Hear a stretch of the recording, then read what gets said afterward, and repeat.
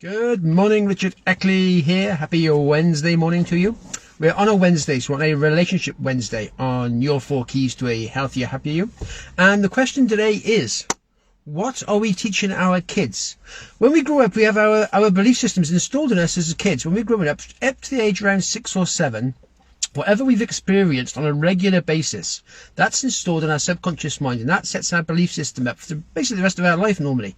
So anything we're sort of learning from age 6 to 7, from 0 up to that age, whatever you're experiencing. So if we've grown up in like a war-torn country as a child, war is our normal, natural way of life. That is what we've experienced, and that is what we think is normal. Just war is a normal part of life. We adapt to the circumstances we're in.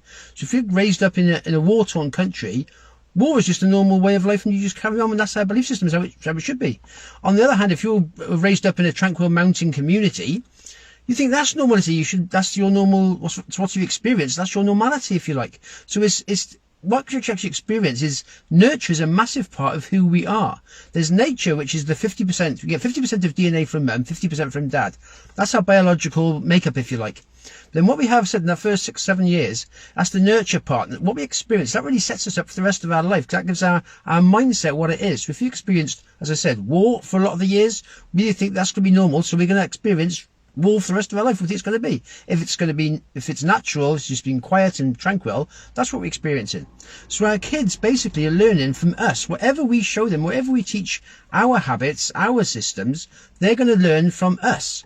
So we've got to think, okay then, whenever we're sort of like with our kids, we've got to think, I'm actually teaching them every day. They're watching me, what I'm doing, and they're going to sort of copy what we're doing as well, because we got our beliefs from our parents. So our kids are going to get their beliefs from us. So once you think that, okay then, I've got to realise it's not just me telling them what they should do. I've got to actually do it myself. And it's one of those things I'm thinking, right, okay, and if I'm the best version of me, my kids are going to try and be the best version of them. They're going to develop themselves into who they are anyway. Up to the age of 6 or 7, that's when they install their beliefs. Then through the teenage years, they develop their personality, which can go different ways anyway.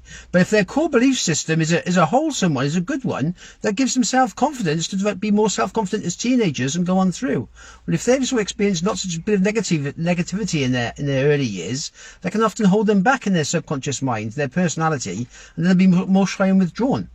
Well, again, so that's also down to this idea of DNA, because that travels down through our ancestors as well. So there's different parts. There's nature and the nurture.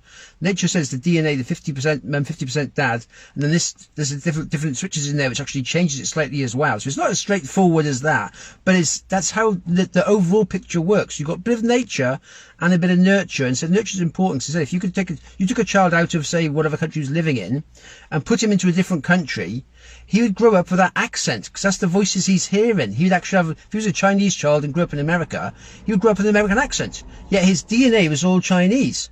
But because of where he's nurtured and grew up, what he heard, what he experienced, that's what went into his mind. So that's his subconscious. And he'll speak with an American accent.